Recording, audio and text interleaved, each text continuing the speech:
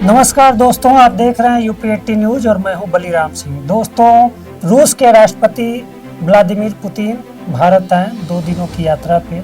आज उनकी वापसी हो गई। हमारे साथ इंटरनेशनल रिलेशन के विशेषज्ञ डॉक्टर अनूप पटेल जी हैं। हम आपसे जानेंगे कि पुतिन जी के भारत आने से भारत को क्या मिला और रूस को क्या मिला। डॉक्टर अनूप जी, आपका बहुत बहुत स्वागत है।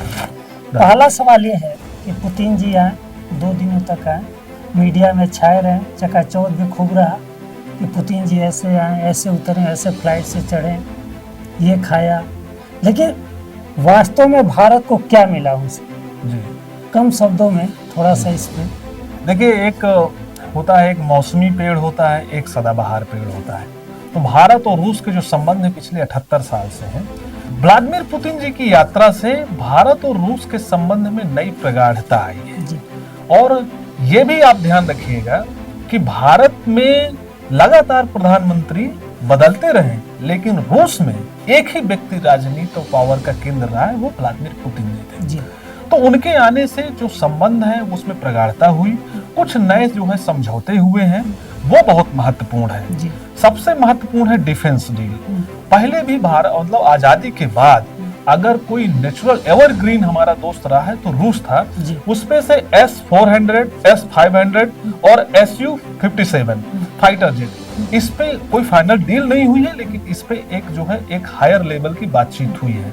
ये जो है अगर डील हो गई तो हमारा भारत जो है सामरिक क्षेत्र में बहुत ही उन्नत अवस्था में पहुंच जाएगा। इनकी थोड़ी खासियत बताइए कि क्या विशेषता है इन हथियारों की? ये नई पीढ़ी के फाइटर जेट है जी। और जो अमेरिका के पास फाइटर जेट है उसकी तुलना में ठीक जो है उससे उन्नत किस्म के हैं। अभी जो युद्ध हुआ था एक पाकिस्तान के साथ, उसमें से ऑपरेशन सिंदूर, उसमें से S-400 और S-500 की बहुत बड़ी भूमिका थी। हमारी वायुसेना उनके घर के अंदर घुस के जो है अपना पराक्रम जो है लहराया था। तो उसमें से इन फाइटर जेट की बहुत महत्वपूर्ण उपलब्धि रही है। और साथ में जो है जो व्यापार समझौता है, वैश्विक राजनीति में सबसे प्रमुख केंद्र होता है व्यापार, ट्रेड।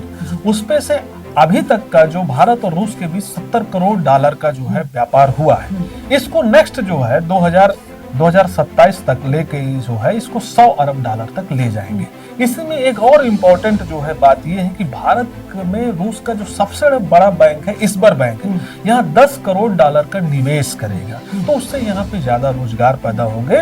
और लास्ट में जो सबसे महत्वपूर्ण और विवादित है ग्लोबल राजनीति में, जो पेट्रो ऑयल है उसका जिस तरीके से निर्बाध गति से रूस के से भारत आयात कर रहा था, भारत और रूस ने मिलके इस पे स्पष्ट जो है संकेत दिया है कि वो जो व्यापार है निर्बाध चलता रहे, रूस की तरफ से कहते। अब ये हमारे देश को, हमारे सरकार को ये तय करना है कि वो कंटिन्यू रहना है कि अमेरिका के प्रेशर को लेना है।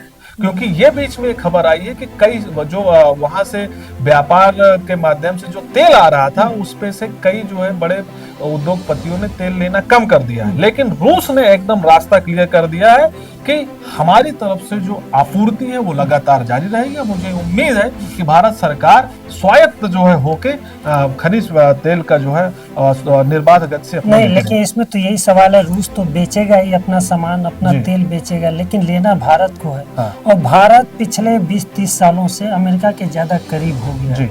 अगर भारत कंटिन्यू तेल लेता है तो अमेरिका और भी कुछ प्रतिबंध लगा सकता है। तो उसका क्या असर हो सकता है? क्योंकि ट्रंप जी आने वाले समय में 2-4 दिनों में कुछ और घोषणा कर सकते हैं। जी नहीं, बिल्कुल, ये बहुत मौजूद सवाल है आज के परिदृश्य में।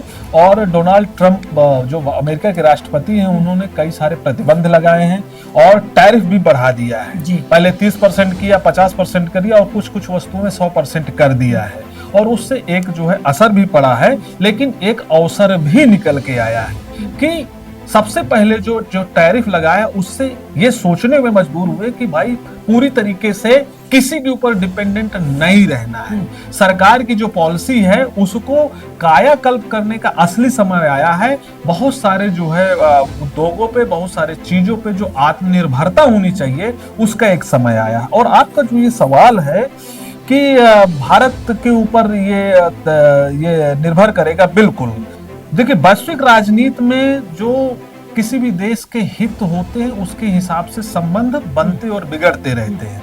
1991 से 2000 के बीच भारत और रूस के बीच, जो रूस से पहले वहां सोवियत रशिया था, क्योंकि उसका डिसइंटीग्रेट विघटन हुआ, इसलिए अब जाहिर सी बात है अमेरिका के साथ मजबूत रिश्ते हुए।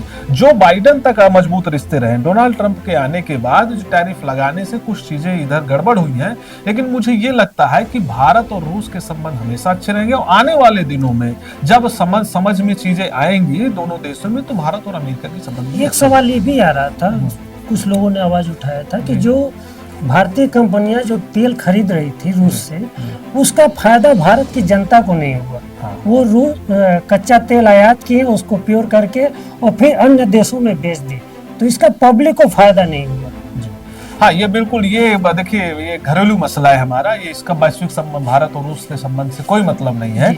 और इसमें से ये सरकार को निश्चित रूप से ये पॉलिसी में चेंज करना चाहिए कि अगर वैश्विक लेवल पे पेट्रो प्रोडक्ट का जो है कीमत कम है और रसिया बहुत कम दाम पे भारत को जो है खनिज तेल बेच रहा था, तो उसका फायदा मिलना चाहिए। यहाँ का जो मंत्रालय है या सरकार है उसको इस पे ध्यान देना चाहिए। एक चीज और है, कल पार्लियामेंट में राजस्थान की एक पार्टी है, सांसद है हनुमान बेनीवाल, उन्होंने एक मुद्दा उठाया था कि राजस्थान से कुछ लड़के रसिया की सेना में वो नौकरी करने गए थे, उनको जबरदस्ती जबरन उनको रसिया की सेना में भर्ती किया गया और यूक्रेन की लड़ाई में उनको कहीं ना कहीं तैनात किया गया।